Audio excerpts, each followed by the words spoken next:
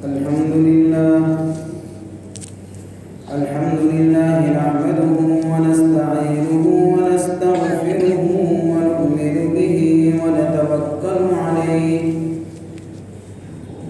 ونعوذ بالله من شرور أنفسنا ومن سيئات أعمالنا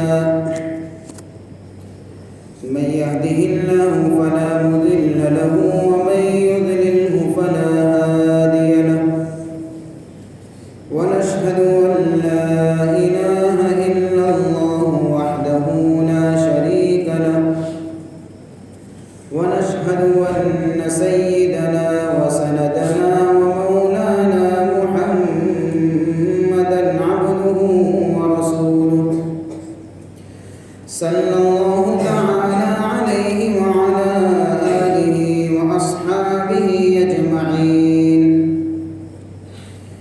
أما بعد فأعوذ بالله من الشيطان الرجيم. بسم الله الرحمن الرحيم. وإن كنتم في ريب مما نزلنا على عبدنا فأتوا بسورة من مثله وادعوا شهداءكم من دون الله إن كنتم صادقين فإن لم تفعلوا ولن تفعلوا فاتقوا النار التي وقودها الناس والحجارة أعدت للكافرين. صدق الله مولانا العظيم.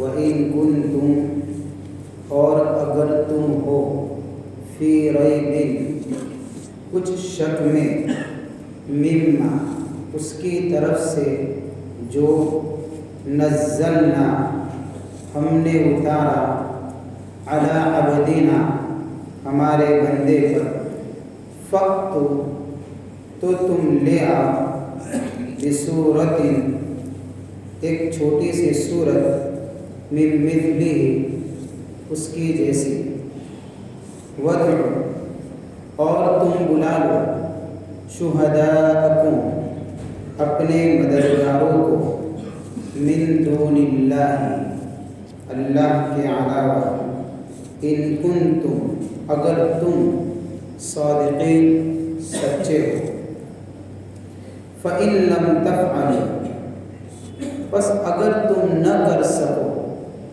وَلَن تَفْعَلُوا اور ہرگز نہیں کر سکو گے فَاتَّقُوا النَّارَ تو بچو اس آگ سے الَّتِي وَقُودُهَا جس کا ایندھن النَّاسُ وَالْحِجَارَةُ لوگ اور پتھر ہے اُعِدَّتْ وہ تیار کی گئی ہے للکافرین انکار کرنے والوں کے لیے. یہ ہے آیت نمبر 23 اور 24. کل بات ہوئی تھی آیت نمبر 21 اور 22 کے متعلق. میں نے بتایا تھا کہ آیت نمبر 21 اور 22 کے اندر اللہ تعالیٰ نے توحید کو ثابت کیا ہے اور اس پر دلائل بیان کیے ہیں. آج آیت نمبر 23 اور 24 کے اندر رسالت کو ثابت کیا جائے گا اور اس کی دلیل اور اس کے دلائل بیان کیے جائیں گے. انداز بالکل وہی ہے جو توحید کے ثابت کرنے میں تھا، وہی انداز رسالت کو ثابت کرنے کا ہے. وہ کیا انداز ہے؟ وہ یہ ہے کہ توحید کو ثابت کرنے کے لیے یہ بات اوپر کہی گئی تھی کہ اللہ کی ذات وہ ذات ہے جس نے زمین بنائی، آسمان بنایا، آسمان سے پانی برسایا، اس پانی سے زمین کے اندر سے فصل اور قسم قسم کے پھل فروٹ نکالے. یہ وہ چیزیں ہیں کہ ان چیزوں کے بنانے میں اور ان چیزوں کو وجود میں لانے میں اللہ کے علاوہ کسی کے بس کے اندر یہ چیز نہیں ہے، کوئی نہیں کر سکتا۔ جب رب کے علاوہ یہ کام کوئی نہیں کر سکتا تو اللہ ہی عبادت کا مستحق ہے، اسی کی عبادت کی جائے گی۔ اسی کے معنی آج اسی انداز کو اپنایا ہے کہ کلام ہے کلام اللہ، یہ ایسا عجیب و غریب کلام ہے کہ اس جیسا کلام بنانے کے لیے کسی انسان کو بلا لیا جائے، کسی جماعت کو بلا لیا جائے، کسی تنظیم کو بلا لیا جائے، کسی کو بھی جمع کر لیا جائے، لیکن آج تک کسی نے اس کلام کے معنی کوئی کلام بنا کر پیش نہیں کیا۔ ہر ایک عاجز اور بے بس نظر آیا ہے۔ تو جب اس کلام جیسا کوئی کلام بنا نہیں سکتا ہے، وہ عاجز اور بے بس ہے، لہذا اقرار کرو اس بات کا کہ یہ کلام اللہ کا کلام ہے، اور اس کلام کو اللہ نے اپنے حبیب صلی اللہ علیہ وسلم کے اوپر اتارا ہے۔ چنانچہ توحید کو ثابت کرنے کے بعد اس آیت کے اندر دعوت دی جا رہی ہے رسالت کو ماننے کی اور اس کو تسلیم کرنے کی۔ جب اللہ کی توحید ثابت ہو گئی تو اب ضروری ہے کہ اللہ کی معرفت بھی حاصل ہو، اللہ کی ذات اور صفات کا علم ہونا ضروری ہے، اس کی عبادت کے طریقوں کو معلوم ہونا ضروری ہے۔ کوئی بندہ اپنی مرضی سے عبادت کا طریقہ گھڑ لے کہ یہ نہیں ہو سکتا، عبادت کا وہی طریقہ صحیح مانا جائے گا جو اللہ کی طرف سے بتایا گیا۔ اس لیے اللہ نے عبادت کے طریقوں کو سمجھانے کے لیے انبیاء کے سلسلوں کو چلایا تھا۔ ہر زمانے میں ہر نبی نے اپنی قوم کو، اپنی امت کو رب سے جڑنے کی دعوت دی، اور اس نبی نے اپنی نبوت کو ثابت کرنے کے لیے اس زمانے کے حالات کے لحاظ سے معجزہ بھی دکھایا۔ جیسا زمانہ تھا ایسے معجزے تھے۔ مثال کے طور پر حضرت موسیٰ علیہ السلام کے زمانے میں جادوگروں کا زور زیادہ تھا، لہذا حضرت موسیٰ علیہ السلام کو معجزہ بھی ایسا ہی عطا فرمایا کہ لاٹھی کو زمین پر پھینکا تو وہ عصا بن جاتی تھی، ہاتھ کو پہلو کے اندر دبایا تو سورج کی طرح چمکتا ہوا ہو جاتا تھا۔ تو جیسا اس زمانے کا ماحول تھا ایسا حضرت موسیٰ علیہ السلام کو معجزہ عطا فرمایا گیا، تاکہ نبی معجزے کے ذریعے سے امت کے سامنے اپنی نبوت کو ثابت کر سکے۔ حضور پاک صلی اللہ علیہ وسلم کی پیدائش جس ماحول میں ہوئی، جس جگہ پر ہوئی، یعنی مکہ المکرمہ، وہ جگہ اور اس زمانے کا ماحول لینگویج کا ماحول تھا، زبان کا ماحول تھا۔ لوگ زبان کے بڑے ماہر سمجھے جاتے تھے اور قیمتی اشعار بولتے تھے، بلکہ اتنا اہتمام کرتے تھے کہ باقاعدہ سال کے اندر ان کے کتنے جلوس ہوتے تھے اور کتنے پروگرام ہوتے تھے۔ اس پروگرام کے اندر وہ بڑے بڑے شعراء اور بڑے بڑے خطیب لوگ، تقریر کرنے والے اور لمبے چوڑے مضمون لکھنے والے آتے تھے، اور ان کا آپس کے اندر کمپٹیشن ہوتا تھا کہ آج کے اس مجلس کے اندر، آج کے اس پروگرام کے اندر کون ایسا مضمون پیش کرتا ہے، کون ایسی تقریر پیش کرتا ہے، کون ایسے اشعار پیش کرتا ہے جو ان ساروں کا ریکارڈ توڑ دے۔ اس طریقے سے باقاعدہ ان کے پروگرام چلتے تھے۔ تو جو آدمی بہترین انداز میں اشعار کہتا تھا، بڑے فصاحت کے ساتھ، بلاغت کے ساتھ، ہائی لیول کے اشعار کہتا تھا، تو اس کے اشعار کو بیت اللہ کے اوپر لٹکایا جاتا تھا، اور بیت اللہ پر لٹکا کر گویا کہ چیلنج کیا جاتا تھا کہ یہ وہ اشعار ہے جو سارے مجمع میں سے اس آدمی کے اشعار بالکل ہائی لیول پر ہے، اگر کوئی چاہے اس کا ریکارڈ توڑے تو اس سے اونچی آواز اور اس سے اونچی بہتر لینگویج کے اندر اشعار بول کر بتائے۔ ایسا یعنی کہ مستقل ماحول ہوتا تھا، تو وہ اشعار جو ہے وہاں لٹکائے جاتے تھے۔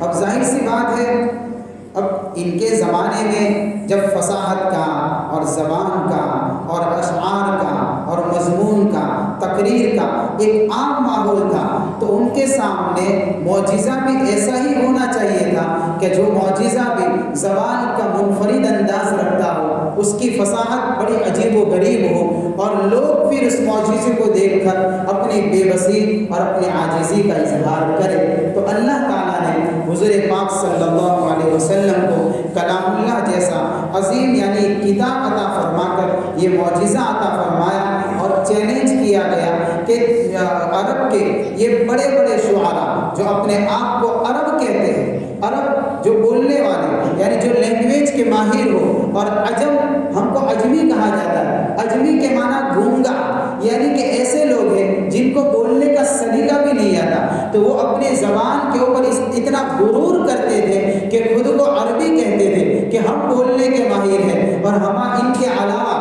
باقی لوگوں کو عجمی یعنی گونگا کہتے تھے کہ ان کو تو بولنے کا طریقہ بھی نہیں آتا۔ تو ایسے ماحول کے اندر اللہ نے اپنا عظیم کلام اتارا، اور کلام اتار کر ان کو چیلنج کیا گیا کہ آؤ میدان کے اندر اترو، اپنی فصاحت کو لے کر آؤ، اور تم چاہو تو قرآن جیسا کوئی ایسا کوئی پیش کر کے بتاؤ کہ جو تمہارے یعنی کہ قرآن سے بھی تمہاری بنائی ہوئی چیز قرآن سے بھی کوئی آگے نکل سکتی ہے، تو آؤ میدان کے اندر بنا کر پیش کر کے دکھاؤ۔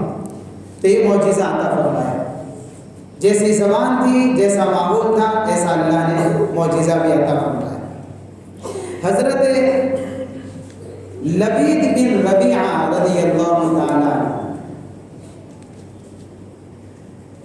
یہ ان لوگوں میں تھے زمانے جاہلیت کے اندر کہ جب یہ اشعار پڑھتے تھے تو ان کا نام سر فہرست اول نمبر پر رہتا تھا اکثر۔ ان کے جیسے اشعار کوئی نہیں بول سکتا تھا، اور ان کے اشعار کو بیت اللہ پر لٹکایا جاتا تھا اور چیلنج کیا جاتا تھا کہ لبید بن ربیعہ کا ریکارڈ کوئی توڑے تو بتا کون ہے۔ ظاہر سی بات ہے کیسے کمال کے اشعار کہتے ہوں گے۔ اللہ نے ہدایت دی، اسلام سے نوازا، قرآن سینوں کے اندر اترا۔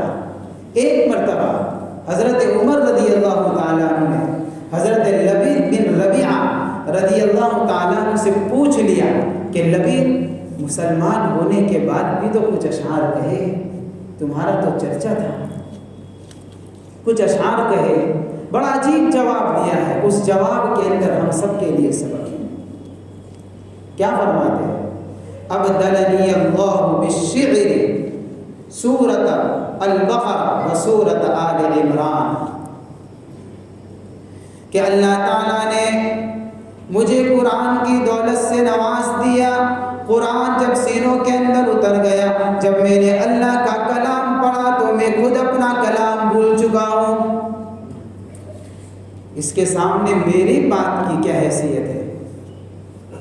اس لیے عمر اب اشعار کہنے کا جی نہیں چاہتا، اب تو اللہ کا کلام ہی پڑھیں گے، اس سے بہتر کوئی کلام نہیں ہے۔ یہ کہہ کر یہ سبق سنایا، رہتی دنیا تک کے لیے ایک ناصحانہ جملہ کہا کہ لبید بن ربیعہ رضی اللہ تعالیٰ عنہ نے جب اللہ کے کلام کو سنا اور سینوں کے اندر اتارا، اپنے کلام کو بھول گئے۔ ہمارا حال یہ ہے کہ ہم ناچنے والوں کے کلام کو سنا، اللہ کے کلام کو بھول گئے۔ یہ ہمارا حال ہو چکا۔ ہم نے ناچنے والوں کے گانوں کو سنا، رب کا کلام بھول گئے، اور وہ ایسے تھے کہ رب کا کلام سنتے تھے، اپنا کلام بھول جاتے تھے۔ اس لیے امت آئے گزرتے ایام کے ساتھ میں کلام اللہ سے دور ہوتی ہوئی نظر آتی ہے، اور رب کے کلام سے قریب ہونا چاہیے، اس کی جگہ پر لوگ دور ہو رہے ہیں۔ پڑھتے نہیں آتا، پڑھنے کی لذتیں نہیں ملتی، اس کے پڑھنے کا انداز سمجھ میں نہیں آتا کہ کس طریقے سے یہ اللہ کا کلام ہے، یہ رب کا کلام ہے۔ لوگ اس کو پڑھتے ہیں، روتے روتے پڑھتے ہیں، اور پڑھنے والے جب پڑھتے ہیں تو سننے والے روتے روتے سنا کرتے ہیں۔ ہمیں کیا ہو گیا کہ ہم اللہ کے کلام کو تراویح میں بھی نہیں سن سکتے ہیں۔ اتنی بڑی محرومی، ہم اس فراق میں رہتے ہیں، کہاں جلدی پڑا جاتا ہے، یہ نہیں سوچتے کہ کہاں سننے کی لذت ملتی ہے وہاں جائیں گے، یہ نہیں، یہ دلوں کے اندر یہ بات نہیں آتی۔ ظاہر سی بات ہے جب اللہ کے کلام کے ساتھ میں یہ رویہ اختیار کیا جائے گا، اس قوم کو عزت اور سربلندی کہاں سے ملے گی؟ یہ لبید بن ربیعہ کے اشعار کو بیت اللہ پر لٹکایا جاتا تھا، لیکن جب اللہ کے کلام کو پڑھا تو اللہ تعالیٰ نے کیا مقام عطا فرمایا کہ کہہ رہے ہیں اب اس کلام کے علاوہ کوئی کلام نہیں ہے۔ اس سے زیادہ عجیب و غریب بات سنا، سبحان وائل ایک آدمی گزرا ہے ان کے زمانے میں، اس کو خطیب العرب کہا جاتا تھا، عربوں کا مقرر تھا وہ، اور وہ لینگویج اور زبان کا اتنا ماہر تھا کہ جب بیان کرنے کے لیے آدمی بیٹھتا تھا کوئی سینٹنس اس کا ٹکراتا ہی نہیں تھا، کبھی نہیں ٹکراتا، بلکہ ایک جملہ دوبارہ بولنے کی ضرورت پڑے تو دوسری مرتبہ سینٹنس چینج ہو جاتا تھا، ایسا زبان کا ماہر تھا۔ اب تھوڑی دیر کے لیے سوچے کیسی زبان جانتا ہوگا یہ آدمی، حتیٰ کہ اپنے مطلب کی بھی بات جب کسی سے کرتا، ایک مرتبہ کی سینٹنس تھا کوئی، ایک جملے میں بات تھی، وہی بات جب دوسری مرتبہ کرنے کی ضرورت پڑتی تو پورا سینٹنس چینج ہو جاتا، بات وہی ہوتی تھی، ایسا زبان کا ماہر۔ اس کے سامنے جب اللہ کا کلام پیش کیا گیا اس نے بھی گھٹنے ٹیک دیے، اس جیسا کلام نہیں بنا سکتے، ہمارا کام نہیں ہے، ہم نہیں بنا سکتے۔ تو دشمنوں نے بھی قرآن کے معجزوں کو مانا اور اس کا اقرار کیا۔ کیسا اقرار کیا؟ ایک واقعہ سنا دو آیت کی تشریح کرنے سے پہلے۔ ایک مرتبہ رات کے اندھیرے میں ابو جہل نکلا تاکہ قرآن سنے۔ حضور پاک صلی اللہ علیہ وسلم رات میں نمازوں میں اللہ کا کلام پڑھا کرتے تھے۔ ابو سفیان بھی نکلا، اس وقت مسلمان نہیں ہوئے تھے ابو سفیان۔ پھر اخنس بن شریک بھی نکلا، یہ تینوں نکلے، لیکن ان تینوں میں سے کسی کو خبر نہیں کہ ہم تینوں نکلے ہیں، ہر ایک یہ سوچ رہا ہے کہ میں نکلا ہوں، کوئی نہیں جانتا۔ ابو جہل سوچ رہا ہے کہ میں نکلا ہوں، رات کا اندھیرا ہے، مجھے کسی نے دیکھا نہیں۔ ابو سفیان نے سوچا کہ میں اکیلا ہی نکلا ہوں قرآن سننے کے لیے، کسی نے مجھے دیکھا نہیں۔ اخنس بن شریک نکلا، وہ بھی سوچ رہا ہے کہ میں اکیلا ہوں، کوئی دیکھنے والا نہیں۔ اللہ کے نبی صلی اللہ علیہ وسلم اللہ کا کلام پڑھ رہے ہیں، رات کا وقت ہے، تینوں الگ الگ جگہ پر کھڑے ہوئے چھپ کر تاکہ قرآن سنے۔ پوری رات تک قرآن سنا، صبح کی روشنی سے پہلے تینوں نکلے، اتفاق ایسا کہ راستے میں تینوں کی ملاقات ہو گئی، راز کھل گیا تینوں کا۔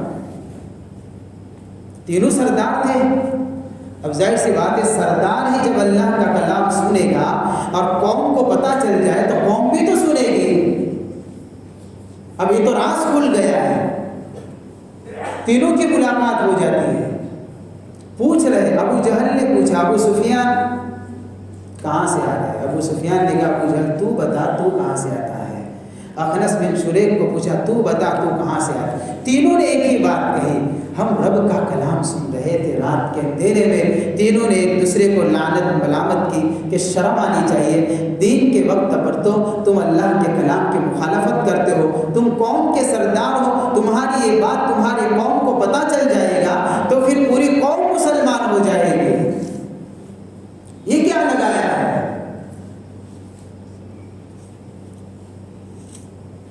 سننا نہیں ہے کہ ٹھیک بات ہے نہیں سنیں گے۔ دوسرے دن بھی یہی واقعہ پیش آیا، تینوں آ گئے اور تینوں کو پتہ نہیں کہ تینوں آئے، ہر ایک سمجھ رہا ہے کہ میں اکیلا ہی آیا ہوں۔ پھر صبح کے وقت نکلے، پھر اتفاق تینوں جمع ہو گئے، یا کل تو بات ہوئی تھی آج آ گئے کہ کیا کرے، وہ کلام بھی ایسا ہے کہ سننے کا جی چاہا تو آ گئے۔ آج واپس ہوئی کہ بھائی پتہ نہیں چلنا چاہیے کسی کو، ٹھیک بات ہے، اب نہیں سننا ہے کہ ٹھیک ہے نہیں سننا ہے۔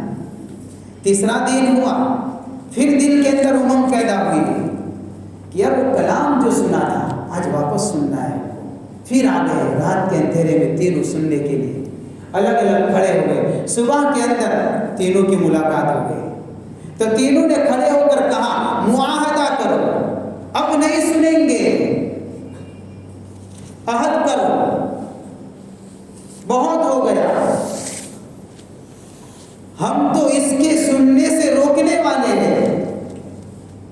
وقال الذين كفروا لا تسمعوا لهذا القرآن والغوا فيه لعلكم تغلبون۔ وہ کہا کرتے تھے کہ جب اللہ کا کلام پڑھا جائے تو شور مچایا کرو، آوازیں بلند کیا کرو، چیخنا چلانا شروع کر دو، تمہاری آواز قرآن کی آواز پر غالب آ جائے گی، لوگ قرآن نہیں سن سکیں گے۔ ان کی دعوت تو یہ تھی، سننے کی دعوت نہیں تھی، نہ سننے کی دعوت تھی۔ عہد کرو نہیں سنیں گے، ٹھیک بات ہے، عہد کر دیا۔ اخنس بن شریک نے ڈنڈا اٹھایا گھر پر جا کر کہ تینوں نے سنا ہے، مجرم تو تینوں ہیں، لہذا پوچھا جائے گا کہ کیسا لگا سن کر، کیا فیل کر رہے ہیں۔ ابو سفیان کے وہاں پہنچا اخنس، ابو سفیان سنا، 3 دن تک سنا، ٹھیک بات ہے، اب نہیں سنیں گے، لیکن ذرا بتائیے سنا تو کیسا لگا۔ مسلمان نہیں ہے، یہ وہ لوگ ہیں جو اس قرآن کی آواز کو دبانے میں ہمیشہ پیش رہے ہیں، اپنا تبصرہ سنا رہے، اپنا تجزیہ بتا رہے، اپنی فیل بتا رہے ہیں کہ ہم نے کیسا محسوس کیا ہے اس کو۔ اخنس نے پوچھا بتاؤ ابو سفیان کیسا سنا، کیسا لگا؟ کہ سنا بڑا عجیب کلام ہے، یہ شاعر کا کلام نہیں ہے، کسی انسان کا کلام نہیں ہے، یہ بات تو طے ہے، یہ بڑا عجیب و غریب کلام ہے۔ ابو سفیان نے اپنا بتا دیا یہ حق ہے، یہ باطل نہیں ہے۔ ابو جہل کے پاس گئے، اخنس نے کہا کہ ابو سفیان جو تمہاری رائے ہے وہ میری بھی رائے ہے، یہ شاعر کا کلام نہیں ہے، یہ انسان کا بنایا ہوا کلام نہیں ہے، یہ کوئی عجیب و غریب ہی کلام ہے، جب پڑھا جاتا ہے تو دل مچل جایا کرتے ہیں، جب تلاوت کی جاتی ہے تو سوئے ہوئے دل بیدار ہو جایا کرتے ہیں، جب اس کی تلاوت کی جاتی ہے تو گمراہوں کو ہدایت مل جایا کرتی ہے، جب اس کی تلاوت کی جاتی ہے تو اندھیر نگری کے اندر ڈوبے ہوئے دلوں کو روشنی ملتی ہے۔ سچ ہے ابو سفیان، میں بھی یہی کہتا ہوں۔ ابو جہل کے پاس پہنچا کہ تو بتا تو کیا کہہ رہا ہے۔ ابو جہل نے کہا کہ بات تو ٹھیک ہے، یہ کلام حق ہے، لیکن عہد کیا ہے پوری زندگی اس کی مخالفت کریں گے۔ جب ہدایت نہیں ہوتی ہے تو یہ جملے نکلتے ہیں۔ تو یہ وہ اللہ کا کلام ہے کہ جس کلام کے اعجاز کو دشمنوں نے بھی مانا اور انہوں نے اقرار کیا، اس لیے اب قرآن کہہ رہا ہے وَإِن كُنتُمْ فِي رَيْبٍ مِّمَّا نَزَّلْنَا عَلَىٰ عَبْدِنَا، اور اگر تم شک میں ہو، ریب شک، ایسا شک جس شک کے اوپر کوئی بنیاد نہ ہو، خام خواہ کا وہم، اس کو ریب کہا جاتا ہے، یعنی بغیر وزن کا شک۔ کب پیدا ہوتا ہے کسی بات میں شک؟ کب پیدا ہوتا ہے شبہ؟ کب پیدا ہوتا ہے؟ اس کی 2 وجہیں ہیں۔ ایک وجہ تو یہ ہے کہ کسی کلام میں کوئی غلطی ہوتی ہے تو پھر اس کلام کے بارے میں شک ہو جاتا ہے کہ بھئی یہ کلام، یہ بات صحیح ہے یا غلط ہے۔ یا پھر دوسری شکل یہ ہے کہ شک اس وقت پیدا ہوتا ہے کہ آدمی کی سمجھ ٹیڑھی ہو، آدمی کے فہم کے اندر کمی ہو، اس کے اندر ہٹ درمی ہو، ضد ہو، تو پھر وہ کلام کے اندر شک کرنے لگتا ہے۔ یہ دو وجہ ہے کسی بات میں شک کرنے کی۔ پہلی وجہ، بات غلط ہو تو اس کی تو وضاحت کر دی قرآن نے پہلی آیت میں، ذَلِكَ الْكِتَابُ لَا رَيْبَ فِيهِ۔ قرآن کے مضامین تو وہ مضامین ہیں کہ ایک بھی مضمون کے اندر کہیں بھی غلطی نظر نہیں آئے گی، کوئی شک اور شبہ کا سوال ہی پیدا نہیں ہوگا، لہذا بات غلط نہیں ہے، لہذا یہ وجہ تو نہیں ہے قرآن کے اندر ان لوگوں کے شک کرنے کی، کلام غلط نہیں ہے۔ تب دوسری وجہ ہے کیوں شک کیا؟ طبیعت کے ٹیڑھے لوگ تھے، وہ ان کی سمجھ نہیں تھی، ان کی طبیعتوں کے اندر ضد اور ہٹ درمی بنی ہوئی تھی، اس لیے وہ شک کر رہے ہیں۔ اس لیے قرآن کہتا ہے وَإِن كُنتُمْ فِي رَيْبٍ، یہ قرآن وہ کلام ہے کہ جو شک کا محل نہیں ہے، لیکن تمہاری ضد کی وجہ سے اگر تم شک میں ہو۔ وَإِن، ایک نکتہ سنا دوں، اصل میں یہ نکتہ تو ہے علماء کے لیے، لیکن بڑی عجیب بات ہے۔ جب میں نے تفسیر کے اندر دیکھا تو مجھے بڑا مزہ آیا۔ قرآن کیا اللہ کا کلام ہے، اس کا ایک ایک لفظ کتنا وزن رکھتا ہے۔ وَإِن كُنتُمْ، ان، اور اگر، یہ ان کو ایسے سینٹنس کے اوپر لایا جاتا ہے جس سینٹنس کو بولنے والا خود اس بات کے اندر پڑا ہوا ہو کہ پتہ نہیں میرا سینٹنس صحیح بھی ہے کہ غلط ہے، اس کو بھی پتہ نہ ہو، ایسی جگہ پر ان کا استعمال کیا جاتا ہے، یعنی اس کو اپنی بات میں بھی شک ہو۔ وَإِن كُنتُمْ فِي رَيْبٍ کا مفہوم اب یہ نکلے گا کہ تم کہتے ہو کہ کلام کسی انسان کا بنایا ہوا ہے یا پھر یہ حضرت یعنی کہ محمد صلی اللہ علیہ وسلم کا گڑھا ہوا کلام ہے، اس سلسلے میں تم کو شک ہے، تو قرآن کہتا ہے کہ تم نے یہ جو بات کہی کہ ہم کو قرآن کے سلسلے میں شک ہے، تمہاری اس بات میں قرآن کو پہلے شک ہے کہ تم اپنے شک کے اندر پکے ہو یا پھر دل کے اندر یقین چھپا ہوا ہے، ضد کی وجہ سے شک کہہ رہے ہو۔ اس لیے یا پھر ضد ہے جس کی بنا پر تم شک کہہ کر نعرے لگاتے ہو، تمہارے دل تو یقین کے اندر بھرے ہوئے ہیں، مان تو رہے ہیں۔ وَإِن كُنتُمْ فِي رَيْبٍ مِّمَّا نَزَّلْنَا عَلَىٰ عَبْدِنَا، کس میں؟ اس بات میں شک ہو جس بات کو اللہ نے، جس کلام کو اللہ نے اپنے بندے پر بتدریج دھیرے دھیرے اتارا۔ نزلنا، اتارنے کے لیے عربی کے اندر دو ورڈز آتے ہیں، ایک آتا ہے انزلنا اور ایک آتا ہے نزلنا۔ انزلنا کے معنی ایک ساتھ میں اتارنا، نزلنا کے معنی تھوڑا تھوڑا اتارنا۔ ان کفار مکہ کے شک کی ایک بنیاد یہ بھی تھی کہ قرآن کو اللہ نے اتارا ہے، حالات واقعات جیسے جیسے پیش آتے گئے، جیسے جیسے مسائل سامنے آتے گئے، اس طریقے سے تھوڑا تھوڑا تھوڑا قرآن کو اللہ نے اتارا ہے۔ اب یہ لوگ سوالات کرتے تھے کہ اگر اللہ کا کلام ہے تو تورات یہ بھی اللہ کی کتاب اگلی آسمانی کتابوں میں سے ہے، انجیل یہ بھی اگلی آسمانی کتابوں میں سے، جب اللہ نے اس کو اتارا تو ایک ساتھ میں اتارا، قرآن کو ایک ساتھ میں کیوں نہیں اتارا؟ لولا نزل علیہ القرآن جملۃ واحدہ،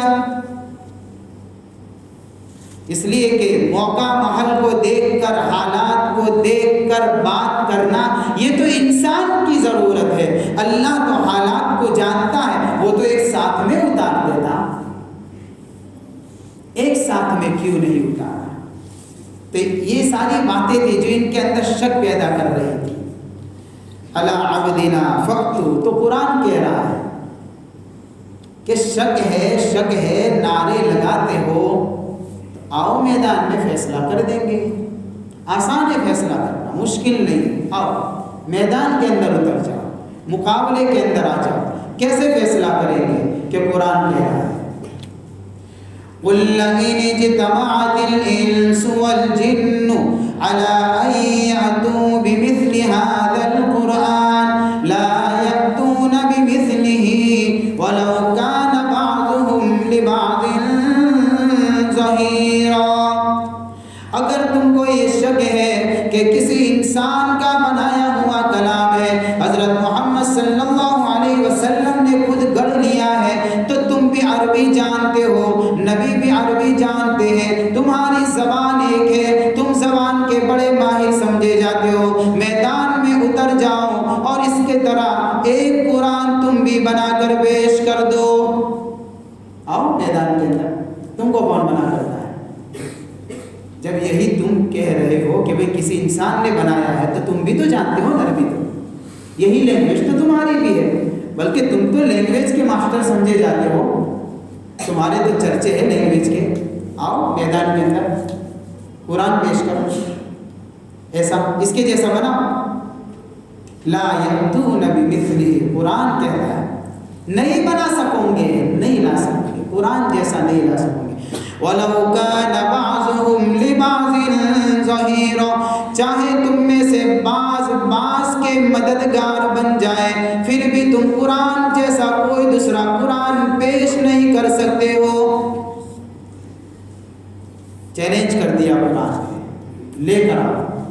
پھر دوسرا چیلنج کیا قرآن نے، اچھا چلو پورا قرآن نہیں بنا سکتے ہو، نہیں لا سکتے ہو، تو ایک کام کرو، قرآن کے اندر 114 صورتیں، 114 صورتوں میں سے 104 صورتیں نکال دو، 10 صورتیں لاؤ صرف، بس اب تو آسان ہو گیا۔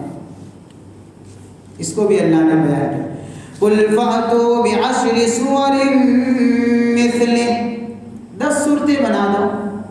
اگر یہ انسان ہی کا کلام ہے تو 10 صورتیں لاؤ، تم کو کون روک رہا ہے؟ بیٹھو تو صحیح، پلیٹ فارم کے اوپر آؤ تو صحیح، ذرا میدان میں تو اترو، خالی آوازیں لگاتے ہو، صرف چیختے ہو، صرف چلاتے ہو کہ ہم کو شک ہے، ہم کو شبہ ہے۔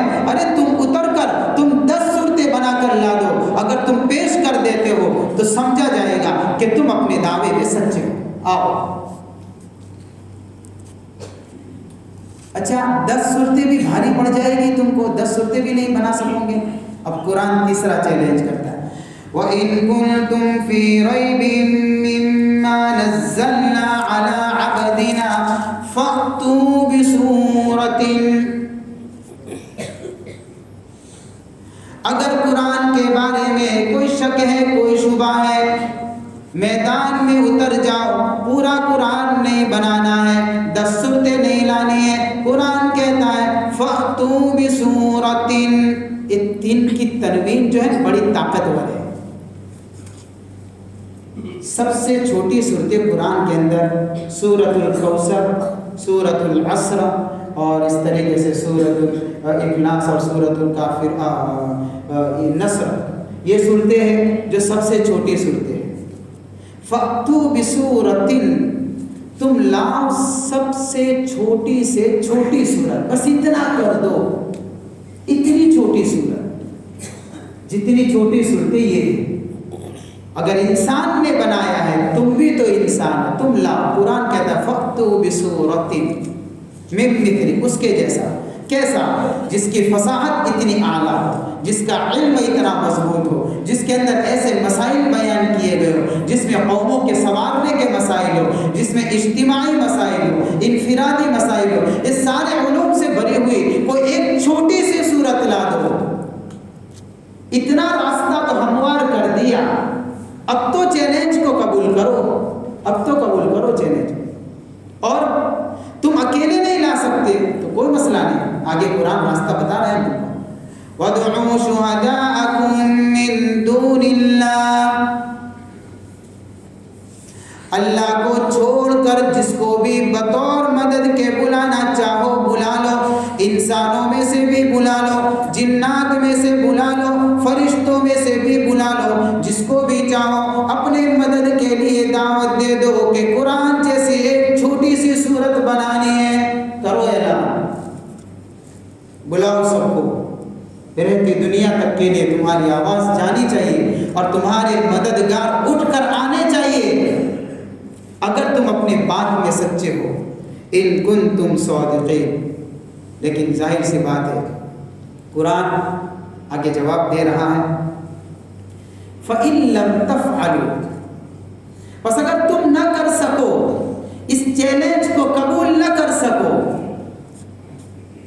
اور نہیں کر سکے، اور آگے قرآن ایک قدم بڑھ کر کہتا ہے وَلَن تَفْعَلُوا، قیامت تک نہیں کر سکیں گے، لہذا ابھی بھی راستہ کھلا ہوا ہے دنیا کی قوموں کے لیے، ابھی بھی اعلان موجود ہے کہ جن کو قرآن کے بارے میں شک ہے وہ لائے اللہ کے کلام جیسا کوئی کلام پیش کر کے دکھا دے وہ لائے، ابھی بھی راستہ کھلا ہوا ہے۔ وہ تو نہیں کر سکے، تم کر کے دکھاؤ۔ لیکن قرآن کہتا ہے وَلَن تَفْعَلُوا، نہیں کر سکوں گے، یہ بھی چیلنج ہے قرآن کا، یہ بھی چیلنج ہے، نہیں کر سکوں گے۔ تو پھر دو راستے بچ جاتے ہیں۔ جب تم قرآن جیسا قرآن نہیں بنا سکتے ہو، قرآن جیسی 10 صورتیں نہیں لا سکے، قرآن جیسے ایک چھوٹی سی صورت نہیں لا سکے، تو اب تمہارے سامنے یعنی ان منکرین کے سامنے دو راستے ہیں کہ تم نے اس طریقے سے چیلنج کو قبول نہ کر کے اپنے بارے میں اس بات کا اقرار کر دیا کہ ہم قرآن کے سامنے عاجز اور بے بس ہے۔ جب تم نے اپنی عاجزی اور بے بسی کا اقرار کیا ہے تو قرآن کو مانو، یہ اللہ کا کلام ہے۔ ایک راستہ تو یہ بچا ہے، اس پر ایمان لاؤ، اس کی حقانیت کا اقرار کرو، اور اگر اس راستے پر نہیں چلنا ہے تو قرآن نے دوسرا راستہ واضح کر دیا، فَاتَّقُوا النَّارَ الَّتِي وَقُودُهَا النَّاسُ وَالْحِجَارَةُ۔ اگر پھر بھی سمجھ میں نہیں آتی ہے بات، اتنے سارے دلائل کے بعد بھی قرآن کہہ رہا ہے تو پھر جہنم کی آگ سے بچو کہ جس آگ کو بھڑکانے کے لیے اس میں انسانوں کو ڈالا جائے گا، پتھروں کو ڈالا جائے گا۔ یہ جہنم کی آگ اسی سے بھڑکائی جائے گی۔ دنیا کی آگ کو لکڑی سے، کاغذ سے اور پتہ نہیں ان چیزوں سے روشن کیا جاتا ہے، جلایا جاتا ہے، اور وہ یعنی کہ اس کے شعلے کو بھڑکایا جاتا ہے۔ یہ جہنم کی آگ ہے کہ اس آگ کو بھڑکانے کے لیے انسانوں کو ڈالا جائے گا۔ جو انسان قرآن کے منکر ہے، اللہ کی وحدانیت کا انکار کرنے والے، ان کافروں کو ڈالا جائے گا، اور پتھروں کو ڈالا جائے گا۔ جب پتھر سے آگ کو شعلے والی بنایا جاتا ہے، اس آگ کے اندر انتہائی تیزی پیدا ہو جاتی ہے۔ اس لیے فَاتَّقُوا النَّارَ الَّتِي، قرآن کہتا ہے تو پھر بچو، اس آگ سے بچو۔ سوال یہ پیدا ہوتا ہے وہ پتھر کون سے ہے جس سے آگ جلائی جائے گی؟ تو مفسرین نے 2 باتیں لکھی ہے۔ ایک بات تو یہ ہے کہ عام پتھر ہے، اس سے جلایا جائے گا جہنم کی آگ کو، اور ایک بات یہ بھی لکھی ہے جن پتھروں کی پوجا کی جاتی ہے، جن کو تراش کر مورتی بنائی جاتی ہے، ان معبودوں کو، ان پتھروں کو جہنم میں ڈالا جائے گا، ان کو بھی ڈالا جائے گا۔ إِنَّكُمْ وَمَا تَعْبُدُونَ مِن دُونِ اللَّهِ حَصَبُ جَهَنَّمَ، تم جس کی عبادت کرتے ہو وہ پتھر بھی اور تم بھی جہنم کا ایندھن بنو گے۔ تو ان پتھروں سے جہنم کی آگ کو بھڑکایا جائے۔ اُعِدَّتْ لِلْكَافِرِينَ، یہ آگ کس کے لیے تیار کی گئی ہے؟ قرآن کہتا ہے یہ آگ انکار کرنے والے، جو قرآن کی حقانیت کا انکار کرتے ہیں، رسول کی رسالت کا انکار کرتے ہیں، توحید کا انکار کرتے ہیں، ایسے لوگوں کے لیے اللہ نے اس آگ کو تیار کیا ہے، ان لوگوں کو اس آگ کے اندر ڈالا جائے گا۔ یہ آیت کے اندر کچھ باتیں تھیں جو میں نے آپ کے سامنے رکھی۔ آگے ابھی بہت سارا مضمون ہے جو قرآن کے معجزہ ہونے کے متعلق ہے، اس لیے اس مضمون کو میں انشاءاللہ آئندہ کل آپ کے سامنے رکھنے کی کوشش کروں گا۔ اللہ تعالیٰ صحیح معنوں میں کلام الہی کے ساتھ میں ہمارے دلوں کو وہ تعلق نصیب فرمائے، وہ جذبہ ہمارے دلوں میں پیدا فرمائے کہ ہم عشق اور محبت کے ساتھ اللہ کے کلام کو پڑھنے پڑھانے والے بن جائے۔ وآخر دعوانا الحمدللہ۔